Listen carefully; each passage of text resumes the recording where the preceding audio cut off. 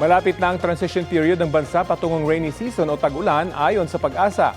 Pero hindi pa tapos ang dry season kaya maraming lugar pa rin ang makararanas ng matinding init at alinsangan. Ayon sa Pag-asa, posibleng pumalo sa danger level na 45 degrees Celsius na heat index ngayong Lunes sa Coron, Palawan, San Jose Occidental, Mindoro at sa Cuyo, Palawan. 44 degrees Celsius naman sa Dagupan, Pangasinan, Cavite City at sa Rojas, Capiz. 43 degrees Celsius ang posibleng heat index sa 11 lugar sa bansa. Habang 42 degrees Celsius naman sa Pasay City at sa 19 lugar. Extreme caution level na 41 degrees Celsius ang posibleng heat index ngayong Lunes sa Batac, Ilocos Norte at sa 16 na iba pang lugar.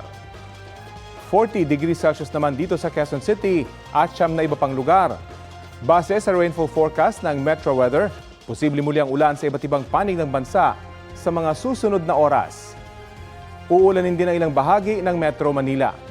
Nakataas ngayon ang thunderstorm advisory sa ilang lugar sa Batangas, Cavite, Zambales, Pampanga, Tarlac at Quezon Province.